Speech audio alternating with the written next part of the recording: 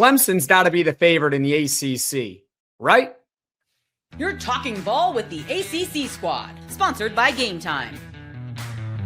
From Florida State to North Carolina, from Syracuse to Miami, and from NC State to California, it's the local experts of the Locked On Podcast Network, bringing you scoops, breakdowns, and the most comprehensive preview of the upcoming ACC weekend. Hang on, it could get loud, it could get heated, and it will definitely be fun. Squad up, you're part of the ACC Squad. Hello, everyone. This is the Locked On ACC Squad. I'm Jackson Holzer, the host of Locked On Syracuse. We're joined by Isaac Shea, the host of Locked On Tar Heels, and we got a new face. Yeah, the ACC Squad. That's right, Grayson Singleton, the new host of Locked On SMU. And folks, we saw the comments last season. Okay, where's the SMU representation? Well, guess what? Now we got Locked On SMU here on the podcast. And on today's show of Locked On ACC Squad, recruiting battles and wins over the past few weeks, over the past few days. We're each going to share what's gone right and what's necessarily gone wrong in our football recruiting so far. But we're going to start this podcast talking about ESPN's 2025 ACC College Football Preview, and they have the Clemson Tigers as the favorite to win the conference this upcoming season. Who's buying the first round here? Should Clemson be the favorite in the ACC? I mean, it's funny, Jackson. We get that right as we bring in Mr. SMU Grayson Singleton here, and I think that's probably the conversation right now. These were the two schools that represented us in the CFP last year, so it makes sense, especially with just continuity there with a lot of roster stuff, that these are the teams probably at the top of the table for us. I think if Dono was here back from his Italian 8-year-long trip, Grayson, by the way, one of our Locked On ACC hosts who hosts Locked On Miami, has been gone on a 6-week trip to Italy. We're not jealous at all of him. But for just life and awesome. He is Italian, right, Jackson? I think, and I heard the food in Italy is not very good, so I'm definitely not jealous at all. Like, hey man, Italian pizza, I can't argue with that. Italian pasta, it ain't all that. It's kind of terrible. Anyway, if Dono was here with us, I think he'd be hemming and hawing a little bit about Miami maybe not being at the top. I was kind of laughing. There was that. Have y'all seen that Sporting News article that's resurfaced? It was actually from May, where they ranked like the ACC quarterbacks, and Carson Beck was like, I think, third on that list. Here, Miami is third on this ESPN list as well. And so I think that might be where the point of contention is. I got no problems, though, wait, am I looking at it correctly? Nope, Miami is second, not SMU. I was looking back at the 2024 table. So I got no problems with Clemson being at the top. I think Clemson, Miami, and SMU in some order probably makes the most sense to me. Clemson, Miami, and SMU are the top three, and I think they will finish the top three. But here's the thing about this. I do think Miami in some way is being underrated a little bit. And my biggest belief in that is because I think Carson Beck still has really good college football left to play. Like, there was a reason that we thought he could be the number one quarterback off of the board in last year's draft. Obviously, that ended up being Cam Ward, who he replaces at Miami. But if you had to ask me right now, Clemson and SMU are at the top of that list because they're the two with quarterback play caller continuity coming back from last year. You look at everybody else, there's some sort of change at the top of those sorts of programs that could be competing for the top of the ACC. So if you talk about roster continuity and especially continuity with head coach, play caller, and quarterback, those are the top two right there, Clemson and SMU. And that ultimately could be what leads them to having a rematch in the ACC championship game. Not to mention, they play each other in the middle of the year. Ooh. Jackson, what you got? That's definitely going to be a good game. So I think Clemson is definitely the favorite. They were really good last season. They definitely turned it on down the stretch, made the college football playoff, won the ACC championship over SMU a year ago. And Cade Klubnik is due, I think, for a Heisman caliber season. I would not be surprised if he wins the Heisman Trophy this upcoming year.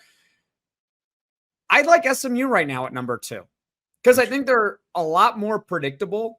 I think they're just going to be really good.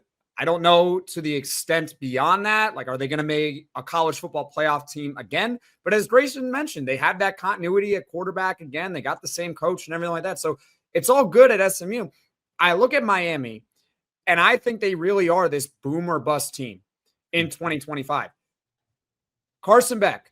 I actually am a big Carson Beck fan, because I think it's a similar effect to what happened last year. I'm going to bring it to Syracuse for a moment with Kyle McCord, how he's coming over from Ohio State. Everyone thinks he's not very good because he's coming from Ohio State, and he's transferring to Syracuse. And you look at his numbers, and he's actually really good, but he's not what Ohio State was used to.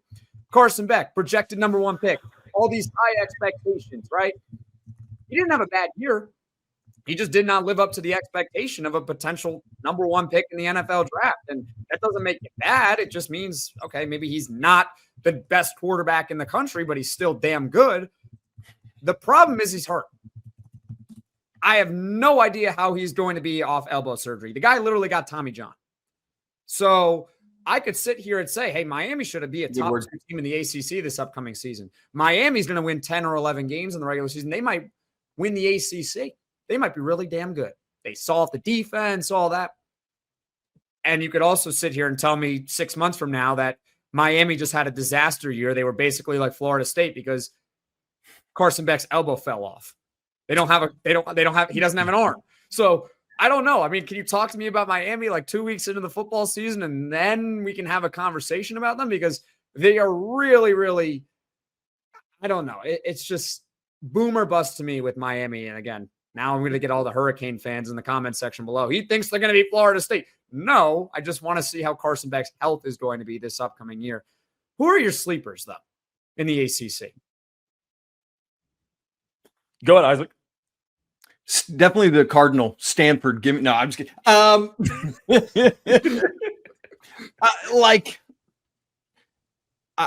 I in no way want to be any level of homeristic here, but I'm going to be. And I know you're going to, Jackson, your head drop tells me everything. This is really solely based on schedule and the hope that Bill Belichick will do what Bill Belichick does. It's funny because right now, who knows speaking of quarterback conversations, who knows who Carolina's quarterback's going to be. But hear me as I read this schedule to you. Non-con, 4 games straight to start. TCU, Charlotte, Richmond, UCF, fine, whatever. They start off ACC play hosting Clemson. Then after that, Cal, Virginia, Syracuse. On Halloween, Jackson, we're going to get spooky together for that one. Stanford, Wake, Duke, NC State. That's it. There's no Miami on that schedule. There's no SMU. There's no Louisville. There's no FSU. None of that.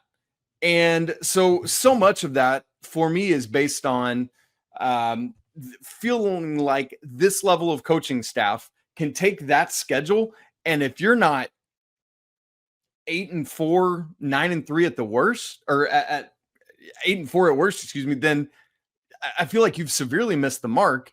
And if you can do that, I think that is sleepery status enough. So it's not based on like, I think Carolina is going to be loaded or shock a lot of people with how good they are. It's just that schedule lines up to, if you don't have a great record, you've done something horribly wrong. My initial thought was North Carolina too. And the reason being is because A, they did pretty well in the transfer portal with Bill Belichick on board. And number two, Bill, you can say a lot of things about Bill right now. You can say a lot of things about Bill's personal life right now. But the one thing that is always uniform with Bill Belichick is that there's always continuity and stability in his room. So it's not as if North Carolina is going to have this variance of we're going to be really, really good and we're going to be really, really bad. That's not generally emblematic of a Bill Belichick team. The team I'm looking at, though, is Louisville. And there's a lot of confidence in Louisville because, and it's reflected in recruiting right now. Louisville's been in battles with guys, four guys that they generally would not have been. So a lot of people are looking at that program and saying, okay, there might be something here. The problem with Louisville, though, is that schedule, particularly on the back end, is wild. So you have to go to Miami on October the 17th, but then your final 4 games of conference play is at Virginia Tech and then home for Cal. Then you're home again, but that's Clemson. and then you travel to Dallas to take on SMU. That is a rough way to end your conference slate, and then they end the regular season against Kentucky. So Louisville, I think, is the team that on paper could be a sleeper, but if you look at that schedule, for them to be a sleeper, that is an arduous task. So you guys both said North Carolina and also Louisville, Grayson. I'm going to go Duke. Mensa. I'm going, Darian Mensa. They spent a lot of money for him. Big money this offseason. He better be good with all the money that they paid him. But you know what? Check out Duke's schedule. Just check it out. Because it doesn't look that hard on paper. I look at Duke and I say, if Mensa is what he's being paid to be, then this Duke team could win 9-10 games relatively easily. Who are they're at Tulane? I get that's going to be fun when they go to Tulane because they have obviously Mensa. That's going to be a fun one. I'm sure he's going to be well received. NC State at Syracuse at Cal, Georgia Tech at home. Okay, they do have to go to Clemson. Yep. That's the toughest game. And that's obviously the toughest game. But by far. I look at their schedule and I say, I could easily see Duke winning 9-10 games. Yeah. I mean, it's a similar argument to what I made for Carolina easily. Yeah. So I think a lot of it sometimes comes down to and Duke, by the way, by ESPN is projected 4.4 conference wins, which I know you can't get 0.4, but that's just how they do their models. So they're basically saying between 4 and 5. Yeah. I disagree. I think they're going to get 6. I'm looking up the FanDuel over-under right now as you talk on Duke. Because their conference schedule is NC State, at Syracuse, at Cal, Georgia Tech, at Clemson, Virginia, at North Carolina, Wake Forest. I think their ceiling is 7-1 in the conference, and at worst, they'll be 4-4. FanDuel has them over under 6.5 total. For the whole low. year.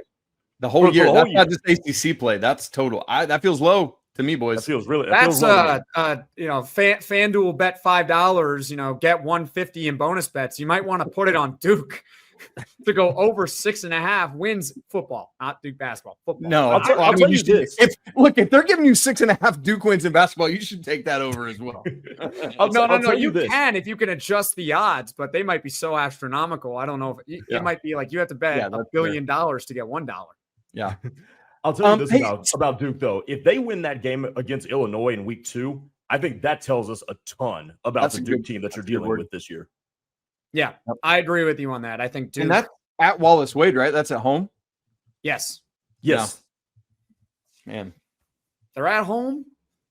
Their only game I look at it and say that they legitimately, I give them, I guess you got to give them a 1% because I'm never going to say 0% with a power conference matchup, is you got to go to Clemson. That's right. That's it. Yep. Every other game, you at minimum have a puncher's chance to win it, and at maximum, you are going to win it. Yeah. So that's why I think that Duke is my sleeper in the ACC. If you tell me 6 months from now they're in the conference championship game, would not be surprised one bit. But coming up, I know we got to go to the next thing, and maybe we can come back to this in a second. But talk about quarterback continuity. We got to have a Haynes King discussion as part of this when we come back around at some point, right? Well, we can actually do that next here on the Locked On ACC Squad. Summer sports are in full swing, and whether you're all about baseball under the lights, golf on the green, or high-stakes soccer action, FanDuel is the best way to make every game even more exciting. You're already following along the action. Why not make it a little bit more thrilling with FanDuel? You can get in on the game while your friends are getting sunburned at the beach. And folks, we were just talking about in the previous segment here, Duke football over-under on FanDuel, 6.5 regular season wins. Assuming Darian Mensa is the guy that they're paying him to be, I think it's all but a lock that Duke wins at least 6.5 games this upcoming season. You might want to take the over on that. And hey, if you're new to FanDuel, it's the perfect time to sign up because new customers can bet just $5. And if it wins, you get $150 in bonus bets. Open the FanDuel app today or visit FanDuel.com to get started.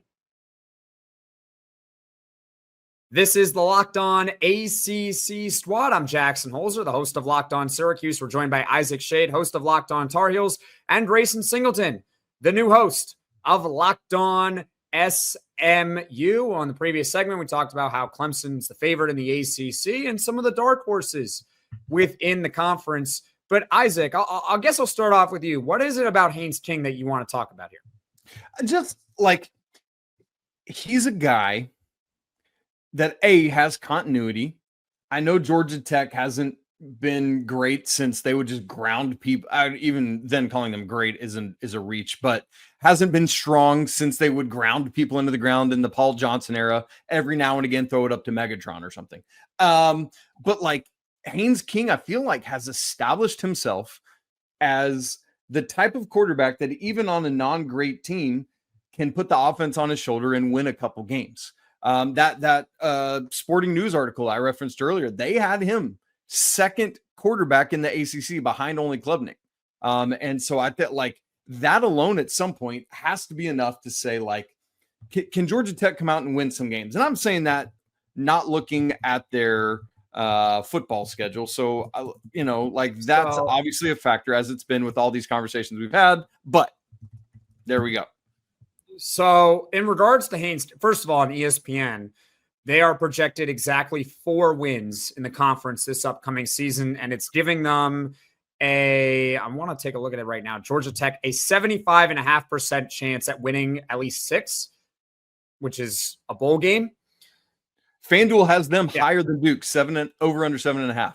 The problem with Georgia Tech, it's not necessarily about Haynes King, but it's again about their schedule. This was their issue a year ago in that they got Clemson, albeit at home at this season, but they still got to play Clemson. And they got Georgia. They got Georgia. They got to play Georgia. I mean, that again is a home game. So, sure. And they almost beat Georgia last year, but you got to play Georgia and you got to play Clemson. Now, granted, that Georgia game does not count towards your ACC. That's exactly right. But you got Clemson on the schedule. How much more, if you don't win that game, how much more margin for error does a team like Georgia Tech really have? And you got to go to Duke, to NC State, right? Like, what kind of leap does CJ Bailey take this year? I think that's a factor in this as well. Obviously, if the State boys were on here, if our other Grayson was gracing us with his presence, then I'm sure he and KG would be having some conversation about that for sure. I think Grayson Grayson. Is Haynes King possibly the most disrespected quarterback in college football? I don't think so. I mean, his Heisman odds are pretty high. He's got to be in the conversation, though. But here's the thing, and I think our conversation in the first segment may have proved that point, because Haynes King, he took very good care of the football last year. Only 2 picks, completed 73% of his passes. Against Georgia, he threw for 303 and 2 touchdowns. So he's balling against the marquee opponents, but for some reason, there's just something clunky about either him or something clunky about the way Georgia Tech goes about offense that doesn't lend to it being in any way spectacular. And I think that's why we leap over Haynes King when we talk about these discussions in the ACC, because there's nothing about what he does or Georgia Tech does that's spectacular, even though they nearly beat Georgia and outside of that game had a really good year last year. I need to go look at FanDuel right now and try to find the Heisman odds, but I'm pretty sure when I was doing a preview a long time ago about quarterbacks that Syracuse was facing, because that's one of the podcasts I did, I think back in January. I've got it for you. You got it? Yep. What is it? Just go down through the list. Yeah, where is he? Oh, specifically Haynes King? Yeah. All right. Manning, best odds. Nussmeier, Klubnik, Not surprised. Jeremiah Smith, Drew Allers, Julian Sayin, Lagway, Mateer, Sellers, Moore, Levitt, Jim Carr, Beck. Ooh, I'm going a long way, boys, and I'm not okay. There he is. Finally, he's plus 6,500. I don't think those are disrespectful odds, but if you're telling me that I wouldn't put Carson Beck ahead of him after elbow surgery, I just can't. That's fair. 14, 15, 16, 17, 18, 19, 20. I do think. Talk about this though. A lot of the Heisman voting comes down to moments, right? You know, who has the cliche your Heisman moment, right? Who is more capable of generating moments? Because I feel like Carson Beck, part of his reputation has to do with he's been in so many big games and has performed in some of those big games. Whereas, again, Haynes King, they've been in one big game against Georgia last year and performed pretty well. But there's just no moments to speak. Like when you think of Haynes King, what do you really think of? I think he's really good. Sometimes you're left with wanting a little bit more when you watch him. Exactly. Because you see so much talent. He's got the arm. He's a bulldozer. He runs over you, and then it just doesn't always translate. I can't necessarily explain it, but I'm not trying to disrespect the guy. I think he's really good. I think he could legitimately be an all ACC quarterback this upcoming year. But the reason why with Georgia Tech is, again, you got to play Clemson and you got to play Georgia. I don't know. Are they going to be Colorado in week 1? You got to go on the road, West Coast game. So maybe Georgia Tech's a sleeper because we're clearly sleeping on them a little bit, but I don't know. Hang on. Let's have a time zone conversation here, Jackson Holzer. Colorado is most definitely in mountain time. I was like, that's mountain time, homie. Okay, but it's Come not. on. Okay, it's between. I'm not letting you get away with such disrespect. It's not to California. prime time Okay. time zone. You're traveling to the western part of the United States. I'm not a geography major, but I do know that is the western part of the United States. Clearly, you're not a geography major. Isn't that the weird thing about the ACC, though? Because isn't the ACC like the only conference right now where you're having teams literally go cross country for conference play? Like, look at what Cal. No. Big Ten. You got Oregon in there. Oh, Big Ten. Yes. No, you're right. So there's two. There's the Big Ten and the ACC. But does that not play to the disadvantage of somebody at some point in the season where you're traveling from one coast to the other? Oh, I have never been able to figure out why teams struggle in that. Like, I've never been able to figure it out because everyone always mentions it as a topic. Like, I got to go to a different time zone or whatever.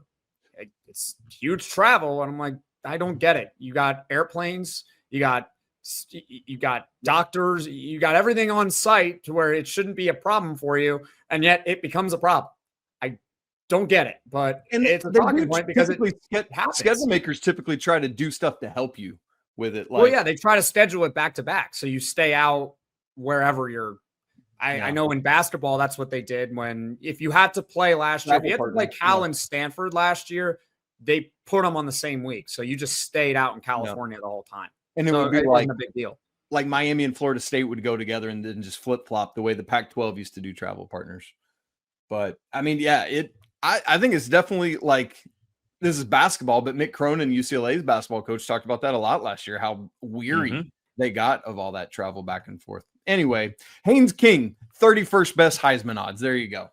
I don't think it's disrespectful. I don't think it's disrespectful at all to put him at 31. How much higher should he? I think he should be above Beck, but other than that, how much higher should he really be? That's a good question. And I think what we would have to do to ultimately answer Grayson's question is to look at other quarterbacks with either longer Heisman odds or maybe, with less fanfare about them around the country as regard to their capability or skill set and to determine it that way. I agree. But even if you look at the top, like, you're not going to obviously, you would probably bet on Arch Manning to win the Heisman over Haynes King. Sure. Yeah. I don't know. But right. Like, how many? At what point do you get to the list and say, okay, that's where Haynes King might be able to be? Let me consider Julian Sayin, for example. And I know a lot of college football at this point in time in the calendar, it's a lot to do with projection, right? But what have we seen from Julian Sayin quite yet? I mean, it is purely a potential thing. But if you're telling me who would I rather bet on to win a Heisman, I'm taking Sayin every day. I mean, I trust that Ohio State knows what they're doing, that they know he's one of the top quarterbacks in the country. I trust Ohio State that they think this kid is good. He's probably going to be pretty good. And the thing with Sayin too, which elevates him with those odds, is because he's going to have more opportunities for those Heisman moments too. Yep. Right. 100%. So at the end of the day, I would guess that on that list, you can probably at least come up with 20 that you can say definitively you would take over Haynes King in a Heisman race in the preseason. And then outside of that, you could start debating. But again, I don't think it's disrespectful to say Haynes King, 31st in Heisman odds. I mean, think about it.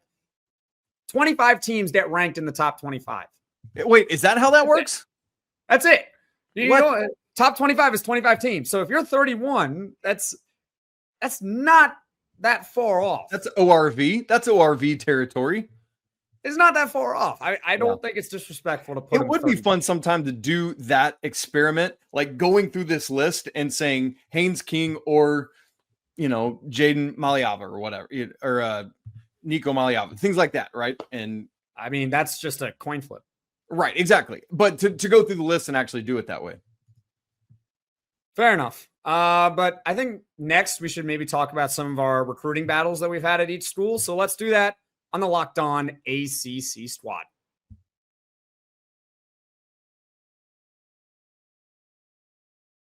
This is the Locked On ACC Squad. I'm Jackson Holzer, the host of Locked On Syracuse, joined by Isaac Shea, the host of Locked On Tar Heels, and Grayson Singleton, the new host of Locked On SMU. And hey, since you've made it already this far in the podcast, you can just do us all a favor, hit that like button, hit that subscribe button. It helps all our channels grow to reach all of our fan bases. Now, we've talked a lot about ACC football preview, Haynes King, Clemson being a favorite, what's going on with Miami, who are the sleepers. We also got a lot of recruiting battles going on here in July. Syracuse just had a big one, but we'll get to that in just a moment here. If you guys can just share maybe one or two of your big recruiting battles and maybe one or two of your big recruiting wins. Let's have at it, because these schools, coincidentally, very, very interesting in recruiting. Yeah, Grayson, you want to go ahead? Well, SMU is seeing its biggest recruiting cycle pretty much ever. I mean, you'd probably have to go back to the 80s, but like pre-death penalty to really get a recruiting cycle that would even come close to matching this one. So right now they've got 8 4-stars committed. They're on the precipice of getting a commitment from 4-star wide receiver Zachary Turner, who's going to play tight end for them. He would be their 9th 4-star. Prior to this year, you have to go back to 2022, the last time that SMU signed a 4-star, and that was tight end RJ Maryland, who also was a wide receiver in high school. And then before that, you have to go to 2021, where they signed 1 4-star quarterback, Preston Stone. So the fact that they're on the precipice of having 9 committed is absolutely wild for SMU. And it kind of goes to show that that program is on one of the steepest ascents right now in college football. But the one you're keeping an eye on now, especially after they get a commitment from Drew Evers, the 4-star interior offensive lineman from Flower Mound, Texas, who chose them over Oklahoma and Ohio State. You're really looking at Zach Turner now, because he will pick between SMU, Oklahoma, and Miami in the coming days. For Carolina, it's crazy. They have 30 commits in the 2026 class right now, which is easily the most in the ACC. There are no 5-stars or anything like that, but they do have 4 4-star commits, which is south, obviously, of Miami, south of Clemson, south of Florida State, south of SMU, even Syracuse. I think you guys have like 5 or 6, Jackson, if I remember correctly. It depends, but yeah. Go on. I mean, it's very Belichickian, right? To cast a wide net, see who's man enough to stick it out, survival of the fittest and all that. The highest ranked recruit Carolina actually just got, about a week ago now at this point, maybe a little bit less than, and that's Red Chapman, who committed last Thursday to Carolina. He's the highest rated player for them in this class that went up against Florida State in that battle. He's a 6'4", 195-pound kid, good hands, great route tree. Kind of stuff comes out of Alabama. Interestingly, his brother had committed to Carolina about a week before, and another D-back out of their same school in Alabama had also committed to Carolina. So that's the biggest. And then I would also say Travis Burgess, a high-level quarterback, 4-star that committed to Carolina over like basically Auburn just to shove it in Zach Blackerby's eyeballs. And so we'll take that. He's had some really nice stuff at Elite 11 recently. And so that's probably the 2 biggest notable wins in recent time. Well, for Syracuse, they are on pace to have their best recruiting class since 2003 at minimum. If you go back and look at class rankings, They really started on 24/7 Sports in 2003, and Syracuse has never even had a top 30 class. Wow. After getting 5-star Calvin Russell, which is their first 5-star since 2001. You got to go back to Johnny Morant. Fran Brown's definitely doing wonders. They are now bordering a top 20 class in the nation. Again, unheard of for Syracuse football over the past 2+ decades. The guy to keep an eye on now who can maybe solidify their class as being top 20 is current 4-star commit defensive back Tadarius Hughes at Florida State. The interesting thing about Tadarius Hughes is that, yes, he's committed to Florida State, but he did take an official visit to Syracuse at the end of June. And as Brian Smith likes to say on the Locked On Portal podcast, if you get someone on campus for an official visit, you got a shot to actually land the kid. There's definitely mutual interest there. So they got him on campus for an official visit. On top of that, he was at Calvin Russell's commitment party when he decided to commit to Syracuse, and they are also teammates at Miami Northwestern High School.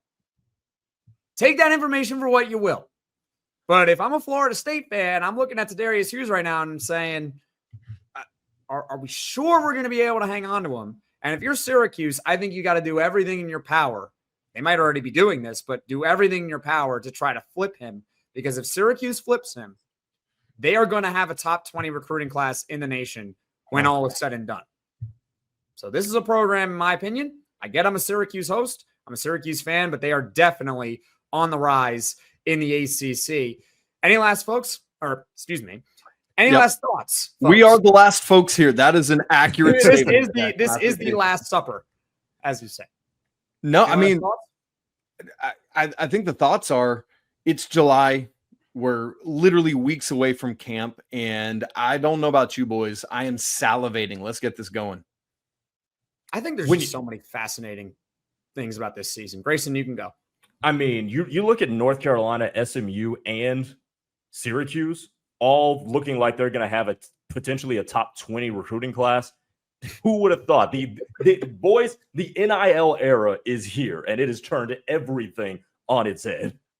And I think the funny part is that after Calvin Russell committed, there was a lot of people on certain fan bases that were saying, it's the money. It's the money. It's the Syracuse money. And I'm like, where did this money come from? Have you looked at Syracuse recruiting in recent years? You know, forget the football for a moment, like basketball, they can't get anyone in basketball up until maybe this year with Nate George, but I don't know. Maybe they just found new money. I don't know. I'll take it. I'll tell you, there's no salary cap with NIL. But, folks, this has been the Locked On ACC Squad. I'm Jackson Holzer, the host of Locked On Syracuse. Isaac Shade, host of Locked On Tar Heels. Grayson Singleton, new host of Locked On SMU. And since you made it this far in the podcast, hey, when you're done, you can check us out on all our channels, Locked On Syracuse, Locked On Tar Heels, and Locked On SMU. And we'll be back next week with another episode of Locked On ACC Squad.